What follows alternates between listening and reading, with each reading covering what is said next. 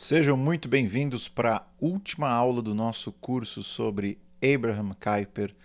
Eu espero que vocês tenham aprendido bastante sobre esse grande personagem da história do cristianismo e possam se inspirar por causa do exemplo dele para viverem uma vida cristã mais integral em todas as áreas da vida, como se Cristo estivesse de fato reinando não apenas sobre indivíduos, mas sobre todo o cosmos. É uma alegria muito grande poder oferecer para vocês um curso inteiro sobre o Abraham Kuyper. E hoje, para nós concluirmos essa série de reflexões sobre o Kuyper, nós vamos falar um pouco sobre o legado dele. Quando a gente fala sobre legado, nós estamos nos referindo aos frutos que ele deixou no seu próprio tempo e que continuaram florescendo, que continuaram frutificando mais ainda a partir da obra dele. E com certeza, quando a gente fala em Abraham Kuyper, os frutos são imensos. A gente vai tentar analisar alguns desses frutos e como a gente pode continuar utilizando o exemplo dele para o nosso próprio benefício e avanço, né, do reino de Deus aqui nessa terra. Vamos falar com o Senhor? Obrigado, Pai querido, pelo privilégio de nós encerrarmos esse curso agora, aula de número 7, falando do legado do teu servo, o Abraham Kuyper, que possamos aprender com aquilo que as contribuições dele geraram na cultura ocidental e também oriental e possamos utilizá-lo como um exemplo, como uma sombra, como uma luz para nós nos guiarmos nessa difícil tarefa de glorificar o Senhor e de viver para a glória do teu nome em todas as áreas da nossa vida. Nos ajude e que ele possa, com os erros e os acertos dele, ser como que uma bússola nos direcionando o caminho, porque de fato ele foi um homem muito usado pelo Senhor no seu próprio país e tem abençoado outras nações igualmente. Em Cristo Jesus nós oramos e agradecemos. Amém. Vamos lá, gente. Eu queria começar com uma frase que eu traduzi, eu passei para vocês, do Jordan Belor. Ele escreveu um artigo chamado O que Kuyper pode nos ensinar 100 anos depois. É um artigo que acabou de ser lançado aí em 2020, então está fresquinho na memória. Ele diz o seguinte, né, alguns trechos que eu tirei do artigo. A graça, seja a que preserva, a graça comum, seja a que salva, a graça especial ou particular, abrange toda a vida. A ideia de que nossa salvação tem significado não apenas para a vida futura, mas também para as nossas vidas aqui e agora, é o que atraiu tantos cristãos para a cosmovisão kuyperiana e deve continuar a nos inspirar hoje. E aí ele vai adicionar algumas razões ou algumas implicações disso. A igreja tem a tarefa de viver para o benefício do mundo e não apenas de procurar sobreviver neste mundo.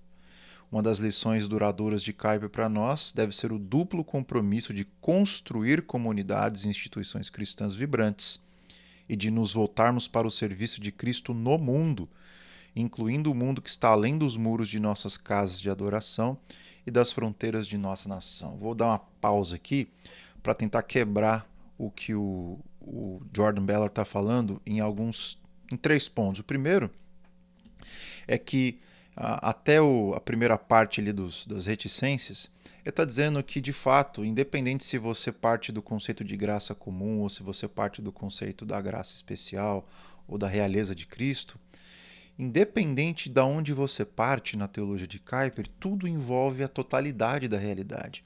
A fé cristã não é uma fé extramundo apenas, ela é também. A nossa fé, ela vai além desse mundo. Nós esperamos por um novo mundo, uma nova realidade. Nós somos gente do sobrenatural, nós esperamos a ressurreição do corpo, nós esperamos o juízo final, coisas que estão para além deste mundo ou para além das realidades cotidianas que a gente vive aqui. Porém, a fé cristã não é somente para essa realidade pós-morte ou futura. A fé cristã também é para o presente, para o aqui e agora.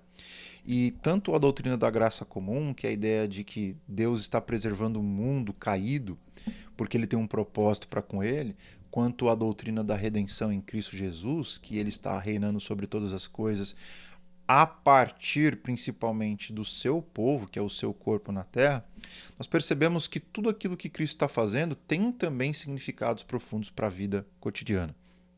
Então essa é a primeira coisa, e é por isso que muita gente se atrai pela teologia do Kuyper, porque em muitas e muitas igrejas por aí o que se prega é uma espiritualidade de outro mundo, literalmente.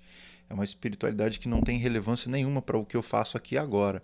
Ela é simplesmente uma espiritualidade escapista, que ela tenta se agarrar em alguns consolos eternos para você se livrar da experiência mundana ou da experiência comum da vida ordinária. A fé cristã, sem dúvidas, é mais do que isso. É uma fé que, de fato, me dá consolo a partir do consolo da eternidade, mas não apenas para eu tolerar essa vida, mas para eu viver de forma significativa dentro dela, como se estivesse vivendo para o próprio Deus. É isso que a gente aprende nas Escrituras. Logo, o segundo trecho aqui que o Bellor destaca, a igreja não pode apenas se contentar em sobreviver nesse mundo caído, mas de viver para a glória de Deus nele, sendo testemunhas fiéis daquilo que Cristo nos chamou para fazer. Obviamente, a gente não tem aquela ideia ufanista de que a gente vai mudar o mundo no sentido de fazer o mundo melhor, sem problemas, uma utopia. Isso é tolice. A gente sabe que em 2000 anos de história da igreja, a igreja contribuiu muito para o bem da sociedade, mas nunca chegamos no estado onde as injustiças acabaram, onde os problemas diminuíram e até mesmo a igreja tem a sua parcela de culpa nesse processo. Então é a ideia de que a gente não vai sobreviver apenas no mundo, a gente tem um papel no mundo e Deus nos dotou com vocações para vivermos no mundo. E por último, a título de legado também, o que o Bellor está dizendo aqui é que duas tarefas duradouras para nós, mesmo depois de 100 anos da morte de Kuyper, que continuam vivas para nós. Número um, é a ideia de que nós temos comunidades que nós temos que ter compromisso, e essas comunidades, elas são instituições dentro da sociedade, para o bem da sociedade, e são comunidades e instituições cristãs. E qual que é o objetivo principal dessas comunidades e instituições? É servir a Cristo no mundo. Obviamente que não é um serviço da mesma qualidade espiritual de um culto ou de um serviço espiritual. Não é uma coisa eterna. Por exemplo, adoração você vai fazer para sempre. Começa aqui, não termina jamais. Coisas que você faz no mundo, como medicina, outras profissões, né? Um dia você não vai precisar mais delas, porque não haverá mais doenças. Mas elas são sim serviço no mundo, uma vez que elas representam os sinais de redenção, né? A cura para as nações, o bem comum e por aí vai. É serviço a Deus no sentido de que você está sendo mão de Deus para abençoar e para preservar a boa criação dele. Então, de fato, isso vai além das nossas casas de adoração, das nossas igrejas e as próprias fronteiras da nossa nação. Ou seja, a fé cristã é uma fé para as nações, é multiétnica, vai muito além das nossas fronteiras eclesiásticas e nacionais. Então, essa foi a introdução do Bellor, e para a gente já pular para de fato para a introdução da nossa aula, que aqui é a tentativa de discutir o legado da vida e do pensamento do Kuyper para hoje, para o tempo presente, especialmente destacando um movimento que ele ajudou a fundar, que continua se espalhando pelos 4 cantos do mundo, o chamado neocalvinismo. O neocalvinismo hoje ele está instalado no Brasil, você pode ver isso por meio das igrejas reformadas, né? Dentro das igrejas reformadas, seja presbiteriana, batista, qualquer outra tradição, você tem vários dos seus líderes que têm inclinações neocalvinistas, a la Kuyper Bavinck, por exemplo. Quando você vai para os Estados Unidos, onde eu moro, vocês vê isso um pouco mais forte dentro das universidades, das igrejas reformadas e também de instituições que foram criadas ao longo do tempo. Quando você vai para a Holanda, você ainda tem a Universidade Livre de Amsterdã, você tem as igrejas reformadas de lá. Na Europa, você tem um movimento que é pequeno, mas continua vivo. E quando você vai para a Ásia, você tem pontos crescentes muito grandes de neocalvinismo. Na China, você tem alguns pontos de crescimento do neocalvinismo em lugares como Singapura, em lugares como Indonésia. Se você descer um pouquinho, você vai para a Austrália, na Oceania, você também tem alguns focos de neocalvinismo lá. E também na África, você tem a África do Sul, que foi colônia inglesa, e uma grande influência da Holanda também. Então você vai para os quatro cantos do mundo, você vê a tradição calvinista ou neocalvinista tendo uma influência importante na maneira como as igrejas e como a sociedade como um todo se organizam.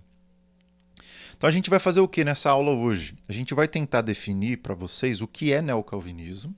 Está falando muito sobre isso, mas não defini ainda o que é.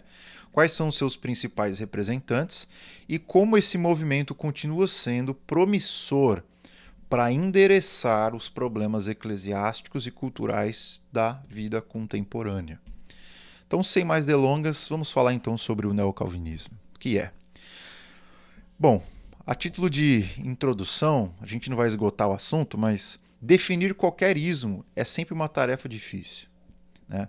Ainda assim, os estudiosos, os historiadores em especial, eles não se esquivam de discutir neocalvinismo como uma tradição ou como um movimento distinto dentro do cristianismo protestante. Então há certamente uma diversidade de pontos de vista sustentados por aqueles que se identificam como neocalvinistas, especialmente daqueles de tradição holandesa, norte-americana e também brasileira. Então é o mesmo movimento, mas dentro de um movimento você tem várias linhas distintas. Posso falar isso um pouquinho mais para frente, mas, por exemplo, politicamente, tem muitos cristãos da Holanda que são mais de esquerda, alguns neocalvinistas americanos que são mais de direita, alguns neocalvinistas brasileiros que podem ser mais puxados para um lado ou para o outro, tem uma visão diferente das esferas de soberania em relação ao Estado. Enfim, você tem essa diversidade na política, você tem a diversidade na igreja, tem várias maneiras de você abordar o movimento neocalvinista, mas tem algo que os une, obviamente, que é essa ancestralidade com os princípios de Kuyper e de Bavinck, como eu coloco aqui, né? Eles podem ser rotulados desse jeito, alguns não gostam, mas o que os une é uma linhagem histórica da influência teológica que remonta ao Abraham Kuyper e o Bavinck. Independente das distinções que eles tenham, todos eles concordam em alguns aspectos centrais. A ideia de que, de fato, Deus quer que nós vivamos para a glória dele em todas as áreas da vida e a ortodoxia é uma coisa central. Então são dois princípios basilares, um que remonta mais ao Kuyper, que é essa ideia de viver no mundo de uma forma criteriosa em todas as áreas, e essa outra faceta do neocalvinismo holandês, que é a ideia da ortodoxia, importante de nós sermos igreja e igreja confessional. Eu acho que essas duas linhas da tradição reformada neocalvinista é que eu acho que une a tradição como um todo. Então, de uma perspectiva histórica e contextual, o neocalvinismo é uma forma de teologia reformada holandesa. Pura e simplesmente, historicamente, é isso. É uma forma de você ser cristão reformado holandês. Porém, o movimento ele foi muito mais do que um movimento histórico restrito a um lugar. Foi uma tentativa de restaurar os princípios da boa teologia reformada clássica para os tempos modernos. Em quais esferas? Trazendo esses princípios para a vida da igreja, para a vida da ciência, para a vida da arte, do direito, da política. Então é bom lembrarmos que o neocalvinismo não se trata de uma mera recuperação de um calvinismo antigo do século XVI. É muito mais do que uma recuperação. Por exemplo, nas Stone Lectures, o Kuyper diz que o retorno que ele promove desse calvinismo não é para restaurar uma realidade datada e desgastada que tinha suas limitações, como era a Genebra de Calvino, para dar um exemplo, mas agarrar os princípios que levaram Calvino e os demais reformadores a terem uma ação vibrante na vida comum e tentar incorporar hoje esses princípios à luz do nosso próprio século, que é os ditames da modernidade, principalmente ali a vida prática no mundo plural, no mundo que tenta ser neutro, que tenta colocar tudo na mão do Estado e que tem as suas agendas culturais que são anti-evangelho, são pós-iluministas, que colocam a centralidade da vida no homem, na sua escolha, enfim, por aí vai. Então, mais do que uma restauração ou recuperação do calvinismo clássico, o que o Kuyper fez não necessariamente é aquilo que ele dizia. O que ele dizia é que ele estava fazendo uma recuperação do calvinismo clássico. Mas o que ele fez, na verdade, ele desenvolveu o calvinismo clássico para a modernidade e, obviamente, ele criou algo novo. E é por isso que é chamado de neocalvinismo, no sentido que foi uma síntese dos princípios antigos da tradição aplicados a novos princípios. E algumas coisas da modernidade, obviamente, você tem que imaginar que eles eram a favor, outros eram contra. A gente já falou disso em algumas aulas anteriores. Então, obviamente, eles enfrentavam alguns dilemas, que era o dilema da Revolução Francesa, que tentava mudar as coisas de cabeça para baixo da noite para o dia, o dilema da secularização, do liberalismo teológico dentro das igrejas e o pluralismo social, que é essa ideia que Kuyper gostava, só que ele via limites, né? Ele gostava da ideia de ser plural, mas essa pluralidade ela não podia ser sinônimo de uniformização. A ideia de você tentar viver em comunhão com todas as tradições não podia levar à uniformização, tinha que ser pluralismo real e não apenas fictício. Então, no contexto holandês, meados ali até o fim do século XIX, a teologia moderna fez incursões significativas na igreja reformada holandesa, que obviamente levou o Kuyper a romper com essa igreja, né, que é a Hervormde Kerk da Holanda, que é a igreja estatal na época. Então, como ela estava muito infectada pelo liberalismo teológico, o movimento neocalvinista, a princípio, ele surgiu como uma reação a essa abolição do sobrenatural pelo modernismo. Eu falei no comecinho, lá na primeira aula, que na conversão do Kuyper, ele já era pastor, mas ele era plenamente liberal. Ele não acreditava na divindade de Cristo, ele não acreditava na ressurreição de Cristo.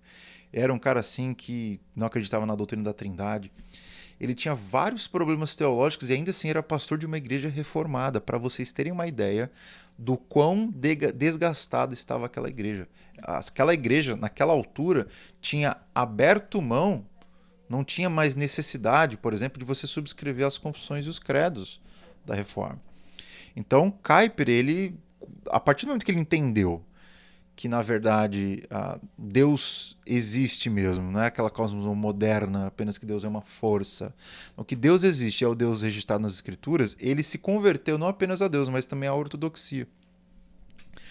E aí, Kuyper foi o principal pioneiro desse novo movimento de retorno à ortodoxia, né, à doutrina.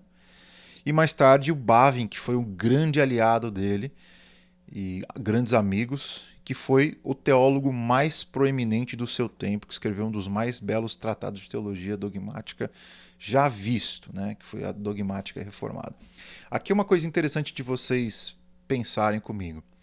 O Kuyper, ele veio do liberalismo. E ele era um cara das artes, ele é formado em literatura. Então é um cara que conhece tudo do modernismo, da vida, do mundo, enfim. O Bavinck, que é o cara que cresceu na igreja, é um cara que a grande obra dele, do seu início teológico, foi a dogmática. Então era um sistemático, um cara ortodoxo de raiz. O Kuyper, ele sai desse liberalismo em rumo à ortodoxia. O Bavinck, ele sai da sua ortodoxia em rumo da modernidade. E é daí que os dois se tornam grandes parceiros. Por quê? O Kuyper conhecia muito da linguagem secular, porque ele era secular. Só que ele queria aprender cada vez mais sobre a ortodoxia. O Bavinck sabia muito de ortodoxia, só que por ter vivido a vida toda dentro da igreja, ele não conhecia muito, né, a modernidade. Então, a vida dos dois, ela basicamente ela segue um trajeto bem distinto, mas que, na verdade, fazem com que os dois se complementem, porque, no final das contas, tanto Kuyper quanto Bavinck, eles tentam unir a ortodoxia com a vida moderna, né, naquilo que é possível unir as duas coisas. Então, é verdade que o interesse renovado pela teologia de João Calvino estava florescendo na Europa. A própria dissertação de doutorado do Kuyper foi sobre o Calvino e o João Alasco, como uma nova onda de estudiosos interessados não apenas no aspecto teológico da sua obra, mas também em desdobramentos sociais, políticos e econômicos. Essa era a ideia que estava florescendo nos estudos de Calvino. O Kuyper, então, e o Bavinck surfaram essa onda de interesse por Calvino, só que eles tentaram discernir o que de teologia aquilo implicava para a vida moderna. E foi aí que eles se transformaram, ou no caso do Kuyper a princípio, porque o Bavinck nunca deixou de ser ortodoxo, foi aí que eles entenderam que João Calvino tinha uma contribuição primariamente para a reforma da igreja. E posteriormente, tendo reformado a igreja, né, eles poderiam pensar em como a doutrina da soberania de Deus regula as demais esferas da vida. Então, para ambos retornar aos princípios da fé reformada exigia uma espécie de renascimento neoconfessional na Holanda. E quando você pensa em Kuyper, você nunca pode pensar na transformação de um indivíduo. Kuyper é um cara que ele sempre pensa com a teologia do guarda-chuva. Ele quer alcançar o maior número de pessoas possível. Ele é um comunicador das massas. Então, ele não apenas queria fazer um retorno à ortodoxia por si só, algo que ficasse restrito a ele. Ele queria virar ortodoxo, mas ele queria que a igreja inteira voltasse para a ortodoxia. E foi aí que ele conclamou a denominação para se arrepender e para retornar aos princípios tão sagrados da tradição reformada. Então, uma vez que o contexto do final do século XIX na igreja dele estava rapidamente abandonando aqueles traços do cristianismo clássico, especialmente pelas vias de Adolf von Harnack e o Friedrich Schleiermacher, que eram dois personagens bem distintos. O Harnack é aquele liberal bem clássico, tipo de acreditar que é tudo a respeito do homem, não existe o sobrenatural. O Schleiermacher é um que é muito piedoso, valoriza a experiência acima de todas as coisas, mas tem o liberalismo como pressuposto. Né? Tem o liberalismo como pressuposto, é aí que eles se unem. E foi a partir da perspectiva dessas duas pessoas aí que a Europa afundou no seu liberalismo. Ou por uma busca apenas de uma piedade sem fundamento teológico, ou na busca de uma religião nominal altamente intelectualizada, mas que na verdade não era o suficiente nem para combater o nazismo. O Harnack ele apoiou Hitler, por exemplo. Então, como o Kuyper e o seu pioneiro, como Kuyper como seu pioneiro e Bavinck como o seu teólogo sistemático, e aí que os dois se unem, por um lado você tem um Kuyper que é um mobilizador, um criador de instituições, um cara que fala com a massa, um cara que gosta de sempre pensar de forma ampla. E o Bavinck é um cara mais restrito, introspectivo, sistemático, teólogo e coisa do tipo. Obviamente no final da vida ele foi mudando, virou até senador da Holanda, mas a perspectiva desses dois aí, elas foram se desenvolvendo nas diversas áreas do conhecimento, especialmente por causa da Universidade Livre de Amsterdã. Então, filósofos, teólogos, bibliólogos, missiólogos, como o Herman Dooyeweerd, o Vollenhoven, o Gerrit Berkouwer, o Hermann Ridderbos e o próprio sobrinho do Bavinck, que era o John Herman Bavinck, considerado por muitos um dos maiores missiólogos da modernidade. Foi missionário na Índia, se eu não me engano. Depois eu posso corrigir se eu estiver errado. Mas aqui você tem uma linha. Aqui você tem o Dooyeweerd, que é filósofo e advogado. O Vollenhoven, filósofo. O Berkouwer era talvez um dos maiores teólogos aí da era recente da Holanda. O Ridderbos, um bibliólogo. E o sobrinho do Bavinck, um grande missiólogo. Então, meus amigos, como qualquer escola de pensamento, né, que começa alinhada, focada, com seus membros indo para um lugar fixo, o neocalvinismo, com o passar do tempo, ele nem de longe é uma tradição monolítica ou uma tradição fechada que todo mundo pensa da mesma forma. Obviamente que isso é impossível, porque o neocalvinismo não é uma igreja. O neocalvinismo não é confessional, não tem um Vaticano, não tem um concílio. É um movimento orgânico que se instaura em qualquer igreja, denominação, por onde ele passar. O que eu mais vejo hoje em dia no Brasil é gente que se auto-intitula pentecostal, mas que na sua teologia está mais para reformado neocalvinista do que o propriamente pentecostal. Então, assim, é como se fosse uma bactéria, um coronavírus que se espalha por onde passa. E então, alguns exemplos, né? O Poitras, que é professor do Westminster Theological Seminary, ele identifica alguns como neocaiperianos, que seriam aí a primeira leva, né, de pensadores depois do Kuyper e Bavinck, que é o Doivert, Vollenhoven e o Schaeffer. Outra linhagem seria dos Kuiperianos de forma mais geral, que desejam desenvolver positivamente quase tudo o que Kuyper fez, e também os que aceitavam o princípio geral do senhorio universal de Cristo, mas eram críticos nos detalhes ao pensamento de Kuyper. O Nicholas Wolterstorff, na minha visão, se encaixa bem nesse último grupo. Então você tem três grupos. Você tem aqueles que eram neo-kuiperianos, isto é, queriam pegar o que Kuyper escreveu e desenvolver o que ele fez. Foi o Doivert, desenvolveu a teoria da cosmonômica, por exemplo. Você tem o Van Til, um outro exemplo. O Francis Schaeffer, como aplicar isso para a história da arte. Vollenhoven na filosofia, na matemática. E aí você tem os kuiperianos mais estritos, que é aqueles que querem ficar com o Kuyper e tentar desenvolver o que ele fez. E aí você tem os kuiperianos mais light, que é aqueles que estão na tradição de forma mais nominal, que estão na tradição porque têm um apreço pelos princípios gerais, os contornos gerais da teologia do Kuyper, mas que na verdade estão muito abertos e abertamente criticam Kuyper e, enfim, são mais tendenciosos a adotar as filosofias da nossa cultura. Então, Wolterstorff seria um desses caras, embora nem sempre, né? Então, por exemplo, a teologia do Wolterstorff, ela tem, na minha visão, vários buracos ali que ele não fecha e nem faz questão de fechar. Como, por exemplo, o conhecimento de Deus, os atributos de Deus. Ele rompe com aquela tradição clássica de Tomás de Aquino, de Agostinho, da simplicidade divina, dos conceitos de eternidade de Deus, conceito de até mesmo imutabilidade de Deus. Então, é um kuiperiano, mas mais flexível em termos de doutrina. O conceito de escritura dele também tem problemas. Então, em termos de influência institucional, o neocalvinismo foi recebido, né, significativamente pela América do Norte em várias instituições. A principal delas é a onde eu estudo, que é o Calvin Theological Seminary, onde os holandeses americanos como Louis Berkhoff, Gerhardus Voss, Cornelius Van Til, entre outros, William Hendrickson, entre o Anthony Hoekman, eles foram instruídos nessa instituição na teologia de Kuyper e de Bavinck. E foi essa escola que produziu os maiores intérpretes ou entendidos da área. Esses caras também se submeteram a estudos de pós-graduação e posteriormente eles entraram em outras instituições.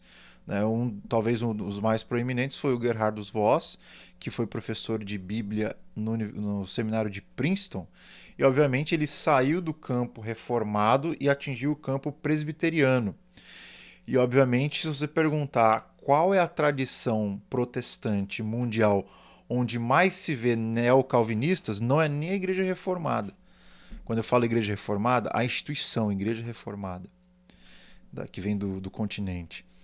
A maior parte dos neocalvinistas hoje são presbiterianos. Porque a influência do pensamento de Kuyper ela foi pulverizada muito mais forte entre os presbiterianos, muito por causa do Gerhardus Voss. E outros, né, como o próprio Benjamin Warfield, que foi amigo próximo do Kuyper. O seminário de Princeton sempre teve uma relação muito boa com o neocalvinismo. Até pouco tempo atrás eles eram a instituição que entregava o prêmio de Kuyper para os seus receptores. Então, atualmente, o Calvin Seminary, aqui onde estudo, é a casa, por exemplo, de institutos como o Instituto Bavinck. A universidade, que é a Calvin University, é o quartel-general do Centro Kuyper de Teologia Pública. E o Seminário Teológico de Princeton, que anteriormente hospedava o centro, né, mantém ainda a maior coleção de obras originais do Kuyper, mais inclusive do que o Calvin. Então, outras correntes neocalvinistas podem ser vistas no pensamento de Cornelius Van Til, o Machen, que é esse Gresham Machen, que fundaram o seminário de Westminster. Outros grandes nomes da tradição neocalvinista no seminário de Westminster hoje e outras instituições, a gente pode falar aí do Vern Poitras, William Edgar. O Poitras ele é um matemático que escreve muito sobre ciência, sobre filosofia. O William Edgar é um cara que escreve mais sobre cultura e arte. O Richard Gaffin, ele é um bibliólogo, então ele escreve muito sobre o Antigo Testamento. O Greg Bunsen é um filósofo, apologeta, e o John Frame, ele é um eticista, ele lida muito com ética, com teologia sistemática. Todos esses que eu falei aqui têm uma influência muito grande desse pensamento neocalvinista pela via vantiliana, que aí você pode entender aquela veia pressuposicionalista do pensamento cristão, que está em Kuyper, que está em Bavinck, e que foi desenvolvida por Van Til a um nível um pouco maior. Quando eu falo desenvolvida, não no sentido de que foi melhorada. Ele acha que foi. Eu já acho que ela foi extrapolada em alguns momentos. E o Frame faz essas críticas também. Ainda nos Estados Unidos, a gente vê essa influência do movimento neocalvinista num dos grandes nomes da tradição aí, americana, que é o Richard Mouw. Richard Mouw escreveu livros sobre o Kuyper e ele foi presidente do Fuller Theological Seminary por muitos anos. Agora ele voltou aqui para a minha cidade, que é a cidade de Grand Rapids, e está aposentado curtindo a sua vida aqui. Mas o Fuller Theological Seminary, embora um seminário mais evangelical, não reformado, ele foi por muitos anos e décadas aí também uma mola propulsora do pensamento neocalvinista. Muita gente que se formou lá se formou justamente por causa da influência do Richard Mouw. Migrando um pouquinho aí da América do Norte, mas indo um pouco mais para o norte, para o Canadá, a cidade de Toronto, que é totalmente secularizada, mas você tem alguns discípulos ali do Doivert que fundaram um instituto para estudos cristãos com esse foco aí na filosofia, na vida intelectual e como ela interage com as sociedades contemporâneas. Você tem caras aí importantes desse grupo, como aquele livro que a Cultura Cristã traduziu, que é a Cosmovisão. Então, tudo que tem de cosmovisão, por exemplo, Albert Walters, ele é dessa tradição aí, Toronto, canadense. Outros caras que tiveram influência aí foram o Brian Walsh, também, o Richard Middleton. Esses caras aí são dessa tradição mais doiverdiana. Já se você for para a Europa, nas Ilhas Britânicas, ali na Escócia, hoje, ali é um dos maiores polos de estudo sobre neocalvinismo devido a esse New College School of Divinity da Universidade de Edimburgo, onde o James Eglinton, junto com outros estudiosos ali, talvez o David Ferguson seria o mais próximo, que são grandes estudiosos de Bavinck da tradição reformada e que têm atraído estudantes do mundo inteiro para aprender essa teologia neocalvinista e como elas têm as suas implicações para as suas diversas realidades. Eu acabei de ler uma tese de doutorado de um cara que foi orientado pelo Eglinton de como trazer o neocalvinismo para a China. Eu conheço um outro aluno dele que fez a mesma pesquisa, só que para a Indonésia. Tem um dos meus amigos, né, que é o Gustavo, que é o CEO da Pilgrim, daquele aplicativo de livros, né? Ele está fazendo o doutorado dele e é orientado pelo James Eglinton. Ele está estudando sobre Bavinck também. Então, uma grande influência aí sobre vários pensadores e incentivando a pesquisa sobre Bavinck. Já nos Países Baixos, onde é a terra natal de Bavinck e do Kuyper, o movimento kuiperiano, né, continua de pé, especialmente, né, na Vrije Universiteit, que permanece formando jovens e relacionando a fé com as questões públicas, né? E tem alguns nomes aqui, se você quiser se aprofundar nessa tradição que permaneceu depois da morte de Kuyper. Nós estamos falando sobre o Jacob Klapwijk, nós estamos falando do René von Vandenberg, estamos falando do Gijsberg van den Brink, estamos falando do Henk van den Belt, só para citar alguns aí. Então, gente, geralzão para vocês. Quando a gente fala de neocalvinismo, nós estamos nomeando um grupo diversificado de pensadores que discordam em uma série de questões teológicas hoje em dia, um grupo bem diverso, como a política da igreja, os papéis de gênero, ética sexual. No entanto, todos esses neocalvinistas têm uma coisa em comum. Eles compartilham essa ancestralidade teológica comum que é lastreada pelo Kuyper e pelo Bavinck. Eu acho que é meio ruim dentro do movimento você tem muita diferença. É saudável e até louvável quando o movimento tenta ampliar-se a si mesmo e gerar diversidade. Só que eu acho que o movimento infelizmente, ele acaba se dissolvendo, entre aspas, quando você tem diversidade acima da unidade. Não, tem que ter um equilíbrio. Eu falei, por exemplo, sobre ética sexual aqui, né? Só para mencionar alguns nomes aí, o Nick Wolterstorff, que eu já mencionei aqui, vai virar o patinho feio da história, mas é um cara legal. É um cara premiado aí pelas obras que ele escreveu, enfim, toda a produção dele. Mas é um cara, por exemplo, que não vê problemas com a prática homossexual, né? A igreja dele é aqui do lado de casa e é uma igreja que convive muito bem com isso, não exerce disciplina, esse tipo de coisa, né? Que dissolve muito o significado da igreja, da ortodoxia, conceito de palavra de Deus. Então eu acho que o movimento precisa entender para onde que ele quer ir dos próximos 20, 30 anos e tem que ter um retorno do retorno do retorno para a ortodoxia, não tem jeito. E é o que a gente está falando aqui, né? Sempre se reformando, é sempre voltando à luz da escritura. Como a gente pode reformar a igreja à luz desses tempos malucos que a gente vive? Então, gente, eu coloco aí que o desafio constante de permanecermos fiéis a Deus, vivendo pro-rega, vivendo diante da face do Rei dos Reis, é sem dúvidas esse grande legado do Kuyper para o cristianismo mundial. Esse é o legado do Kuyper para o cristianismo mundial. É como que a gente vive de forma fiel no mundo, como se estivesse vivendo diante da realeza de Cristo. Esse é o legado dele. Só que o Kuyper não apenas ele nos legou o princípio teórico de como você fazer isso. Ele deu exemplo. Ele deu exemplo e ele fez praticamente sozinho todas essas coisas de uma vez só, né? Porque ele nos deu exemplo de como viver para a glória de Deus em todas as áreas da vida, sendo um pastor, sendo um jornalista, sendo político, alcançando até mesmo o cargo de primeiro-ministro dos Países Baixos, sendo um escritor, sendo um sociólogo, digamos assim, porque ele desenvolveu uma teoria para entender a sociedade. Enfim, o Kuyper ele acabou sendo um fundador de universidades. É um cara que acabou fazendo de tudo um pouco e, obviamente, teve consequências de saúde, né? Teve não sei quantos filhos, 8 filhos, e fez tudo isso.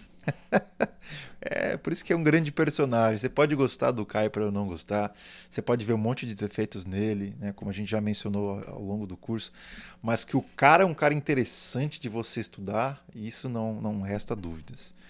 Então, gente, ele nos deixou não apenas os princípios, ele nos deixou os métodos. Na aula anterior, Kuyper, como crítico cultural, a gente falou sobre o método de engajamento cultural dele. E o método de engajamento cultural dele é muito simples, não é a igreja como uma instituição tentando influenciar o todo da sociedade. Não, é os cristãos dentro da igreja, fora da igreja, não como instituições, mas como um organismo vivo, tendo várias frentes, tendo um ecossistema de agendas para influenciar a opinião pública. É num partido político, é dentro da igreja, é num jornal de massa, é com instituições para promover entretenimento, por exemplo, ou fundando universidades, ou influenciando a educação primária.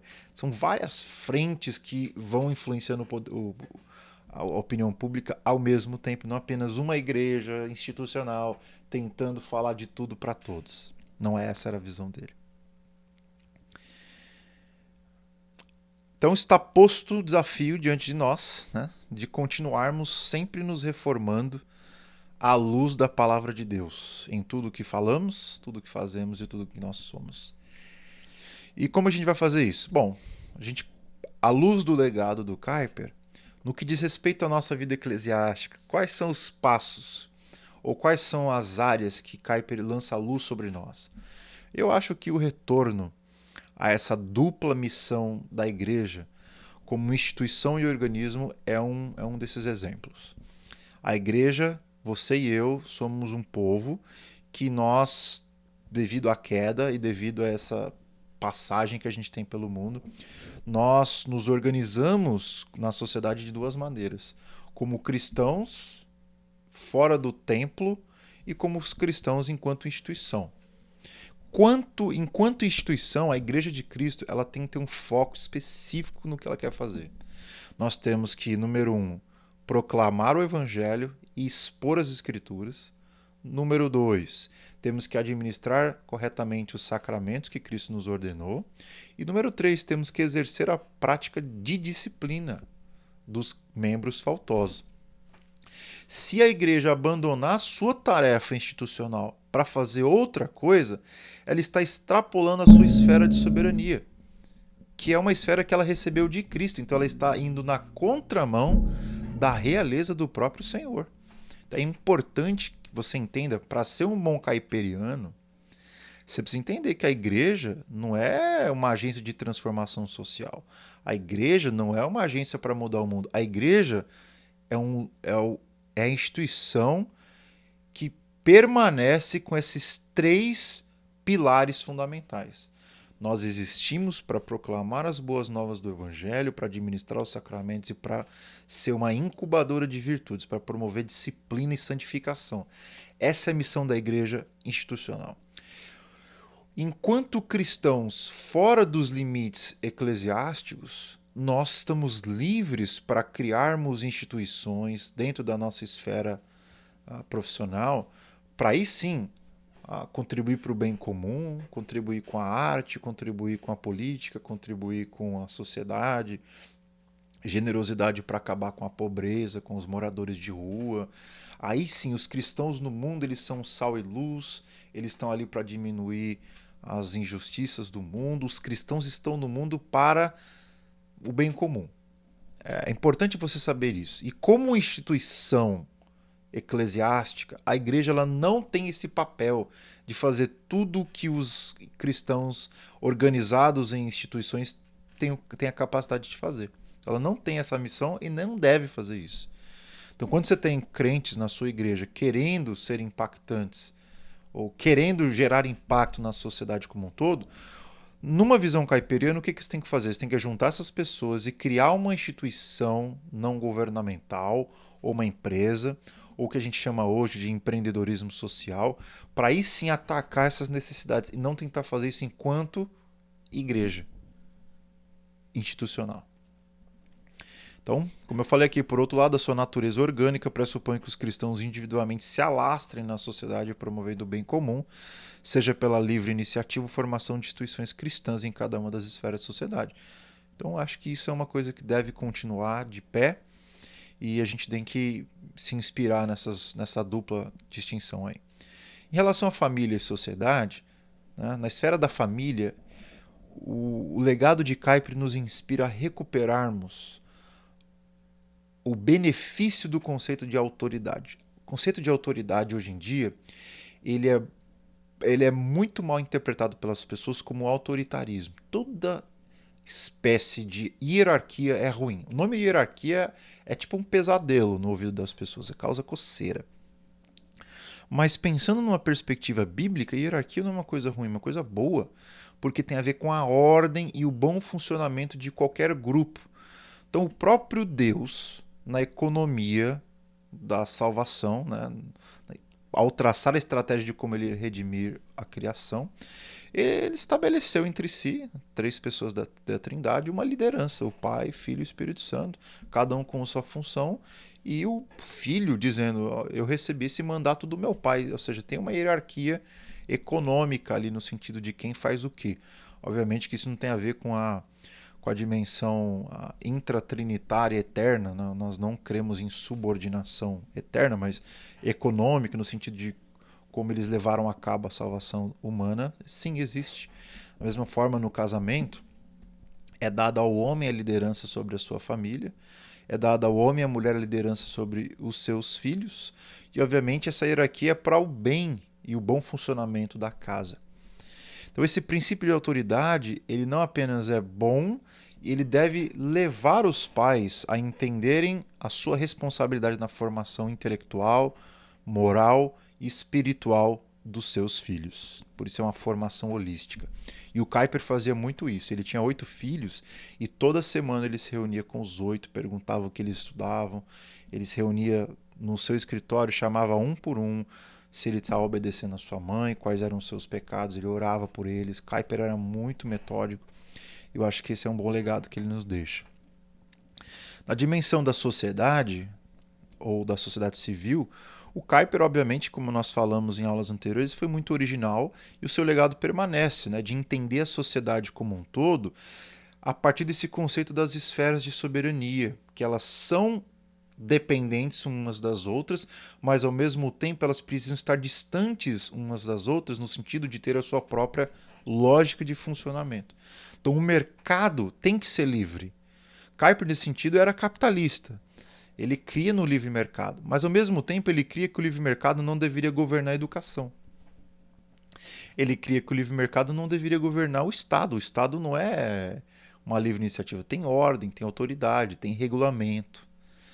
Da mesma forma, o mercado não poderia governar a igreja. Da mesma forma, o Estado tem o seu papel no tecido social. Ele regula todas as demais esferas, mas ele não tem autoridade de mandar nas esferas no sentido de intrometer-se no funcionamento delas. O Estado não tem que trabalhar como iniciativa privada. Então, o Estado não é empresário. O Estado também não deve regular sobre a igreja nos aspectos de doutrina. O Estado não deve regular nos aspectos educacionais enquanto o educador. Então, eu acho que essa visão sobre uma sociedade com esferas próprias e distintas de soberania é um legado que é uma coisa que eu posso conversar com um não cristão perfeitamente. Porque na visão de Kuyper era uma bênção, uma dádiva da graça comum divina. Então, de forma distintiva, ele se opôs tanto à atomização da sociedade, ou seja, a sociedade é um grupo de indivíduos, mas também à coletivização da sociedade, ou seja, a sociedade é a vontade do todo sobre os indivíduos. Não, nenhuma das duas coisas. A sociedade é um grupo de comunidades fraternas, religiosas, que pertencem à mesma nação. Obviamente, elas têm que viver num ambiente de fraternidade, mas elas têm elas têm o seu próprio foro. Elas não têm que se assemelhar às outras, elas têm a sua própria autonomia, que é a teoria chamada como pilarização, que ficou em vigor na Holanda por muito tempo e, enfim, ela foi se degenerando recentemente. Como político estadista, né, o item número 4, qual o legado de Kuyper? Bom, o legado é que a ideia da educação foi a grande vitória dele no parlamento como primeiro-ministro, e colocou na Constituição um novo sistema educacional, né, novinho, em folha, que tornou constitucional um modelo de educação pública que fosse confessional, ao invés de um sistema neutro que só privilegiaria aqueles que não eram religiosos, sendo financiado por eles, ou seja, uma injustiça social. Então, Kuyper ele deixou esse legado para nós e eu acho que vale a pena a gente lutar por isso. Nós temos aí várias discussões acontecendo no Brasil e no mundo de como a gente pode fazer a educação dos nossos países mais inclusiva, menos privada no sentido de religião, né? A gente tenta colocar religião na escola pública, a gente é chamado de você não pode acabar com o Estado laico. Mas ao mesmo tempo, religião e educação são duas coisas que assim, estão totalmente interligadas. Eu sei porque creio num Deus que me fez saber. Eu sei porque Deus criou todas as coisas. As coisas foram criadas por um Deus lógico, por um Deus racional, por um Deus que tem ordem. O mundo deve ter a mesma ordem do Criador.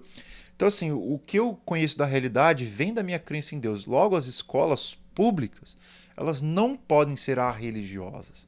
Então, o Brasil ele precisa se desenvolver e evoluir para criar um pluralismo real. Ou seja, talvez a gente chegue num ponto de ter uma escola pública onde tanto as escolas cristãs quanto as escolas não cristãs recebam o mesmo financiamento e os pais tenham a liberdade de colocar o seu filho numa boa escola sem que ele tenha que pagar duas vezes, né? Porque o que acontece? Você que coloca o seu filho numa escola particular, você paga duas vezes. Porque você está pagando a mensalidade para o filho do teu vizinho estudar na escola pública e não aprender nada sobre como o conhecimento se relaciona com Deus, e você paga para os seus próprios filhos estudar numa escola particular para aprender aquilo que na escola pública ele não aprenderia. Então Kuyper ele chamava isso de uma injustiça social porque era uma bitributação. Porque no seu imposto você já paga a escola pública, que não é de graça, e escola privada você paga mais uma vez. Então, obviamente, a gente tem que, à luz do legado de Kuyper, para a educação. A gente tem que fazer alguma coisa no nosso país para melhorar o sistema. É uma coisa que na Holanda demorou muito tempo para acontecer e Kuyper foi um protagonista nessa dimensão aí. E por último, né, número 5, no campo das artes e da produção cultural, acho que ficou um dos maiores legados dele para nós, que é o princípio de que a transformação cultural precede e transcende qualquer esforço político que busca renovar a justiça pública de uma nação. O que ele está querendo dizer aqui? É que, e eu já falei isso muito na aula que eu mencionei sobre o livro Prorega, que foi o último livro dele, é que você pode tentar mudar a política, mas se você não entrou na política com uma intelectualidade na massa por detrás, aquilo ali pode durar alguns anos e depois volta tudo a mesma coisa. Da mesma forma, se você não muda a cultura primeiro, a política é o reflexo da sua cultura. Então, se você não muda a cultura, você vai ficar lutando para criar leis justas, para ir contra o aborto, para ter mais liberdade para educar os nossos filhos, liberdade religiosa, liberdade de expressão. Mas se você luta só nessa frente, esquece da formação cultural de base, da educação infantil, uma hora ou outra os seus esforços políticos eles vão ser vencidos, porque é a influência cultural que determina as políticas públicas, né? É inexorável. Então, a fim de ter voz em meios, em vez de ter voz em meio, na verdade, né, em meio aos muitos ruídos da opinião pública, segundo Kuyper, os cristãos de hoje precisam continuar conscientes de como a sua formação espiritual os move para a vida no mundo. Isso, gente, não vai acontecer de forma automática, não, e nem vai acontecer se a gente tentar superpopular os cargos públicos de vereador, e é o que aconteceu no Brasil, né? Um monte de vereador, deputado e prefeito evangélico que não faz nada de diferente dos demais, porque a cultura deles não é cristã, né? Eles simplesmente são nominalmente cristãos, mas não tem uma cosmovisão consciente, como o Kuyper gostava de dizer. Então, crucial para elevar o nível civilizacional de uma nação, para o Kuyper é o trabalho cristão de desenvolver novas universidades, jornais, comunicação de massas, partidos políticos, igrejas confessionais, famílias fortes e a promoção de boa ciência. Está aí a tarefa homérica. Tem que ser uma transformação em linha que considera todo o tecido da realidade, não apenas a política.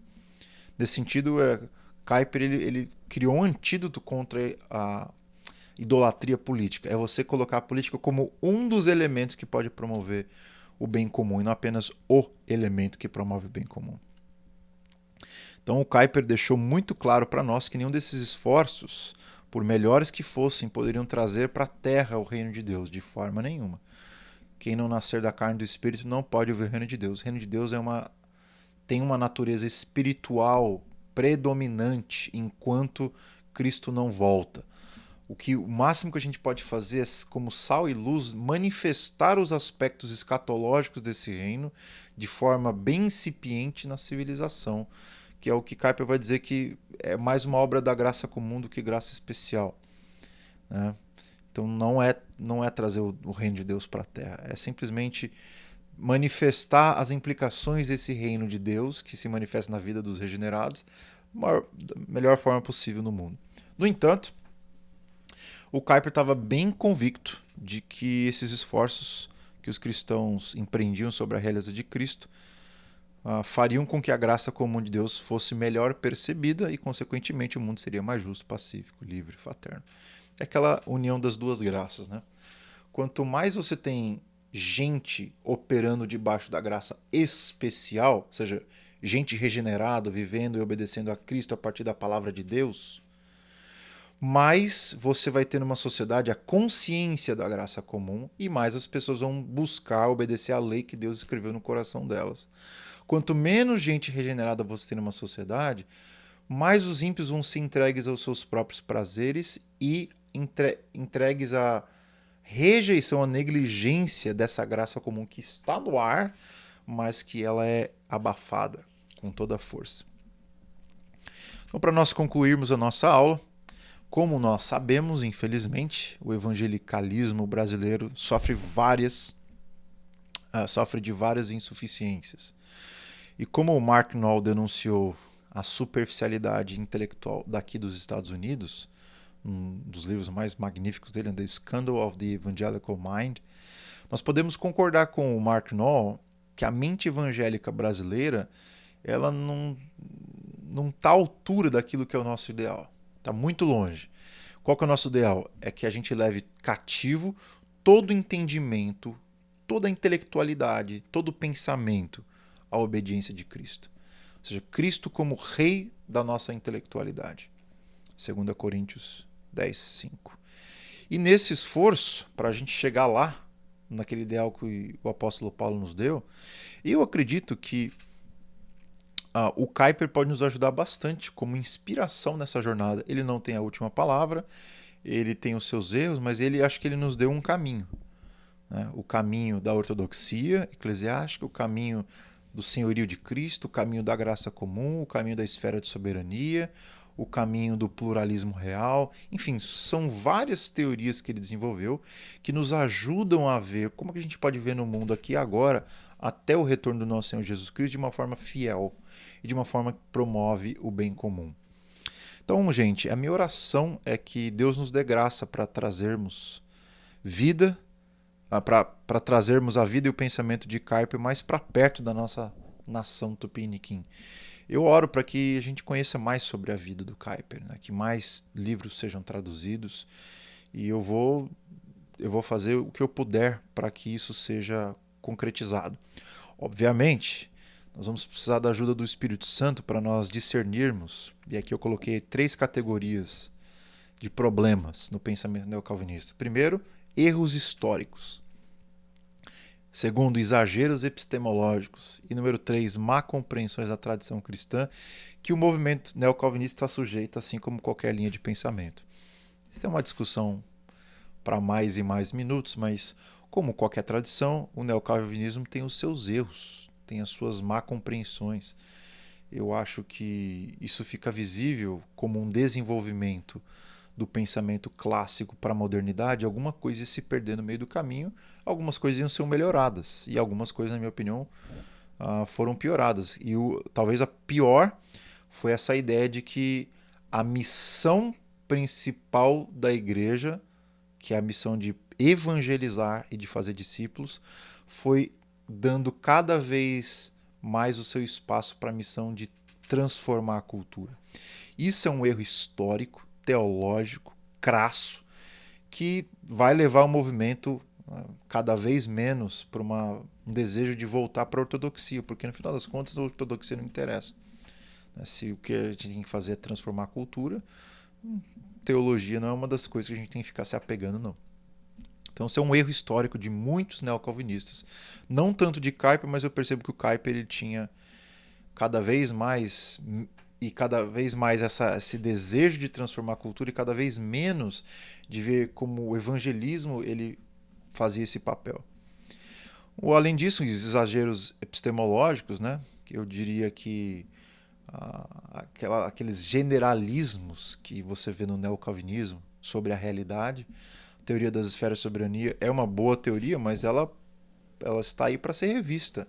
A teoria cosmonômica do Doiver, da mesma forma, ela está aí para ser revista. Quando você bate o martelo em qualquer coisa, você está fazendo um exagero epistemológico, ou seja, você está dizendo que conhece a realidade de forma última, e não é assim. A gente sabe que não é assim.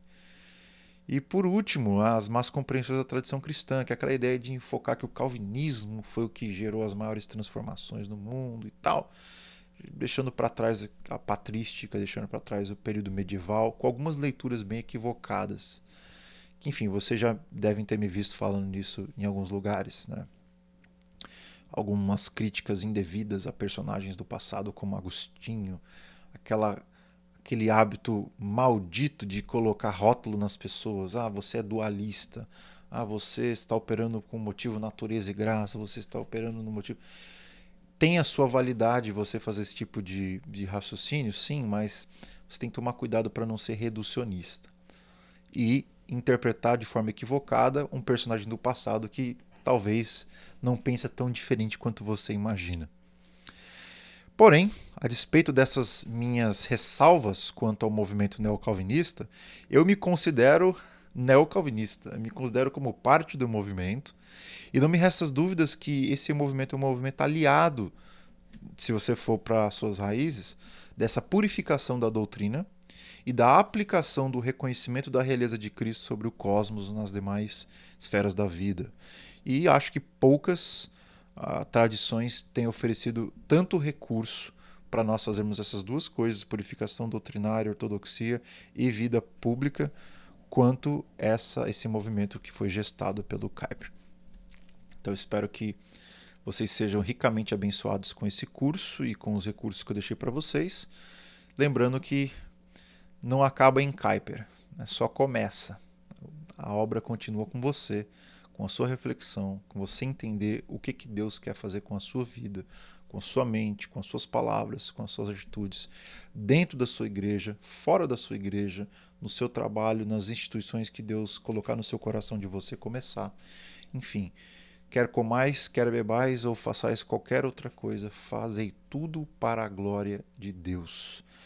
Essa é a nossa oração, Senhor. Nós queremos viver para o Senhor, como redimidos, regenerados, debaixo do senhorio e realeza do Senhor Jesus Cristo em todas as áreas da nossa vida.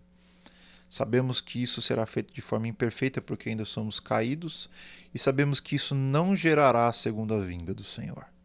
Sabemos que isso não gerará uma nova ordem de paz e de justiça, mas que essa nova ordem só será concretizada quando do seu retorno, e aí sim teremos novos céus e nova terra. Enquanto isso, nós continuamos dando testemunho do teu reino escatológico no presente, de forma incompleta, mas de forma fiel, testemunhando que o mundo é mais do que isso, mas também testemunhando que a gente não precisa abandonar o mundo, a gente não precisa viver de forma escapista.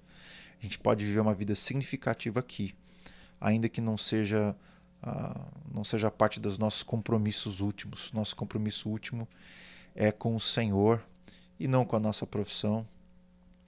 Embora a profissão que o Senhor nos deu possa nos ensinar muita coisa sobre como nós nos relacionamos com o Senhor, mas que o Senhor nos ajude a viver essa tensão entre o já e o ainda não, entre aquilo que é último e aquilo que é penúltimo da melhor forma possível, e que Kuyper seja um amigo de conversa nessa relação. Obrigado por nos dar o privilégio de estudar esse curso juntos com os meus irmãos que estão me assistindo nos 4 cantos do mundo. Abençoa cada um deles, nós te pedimos, Senhor, em nome de Jesus. Amém.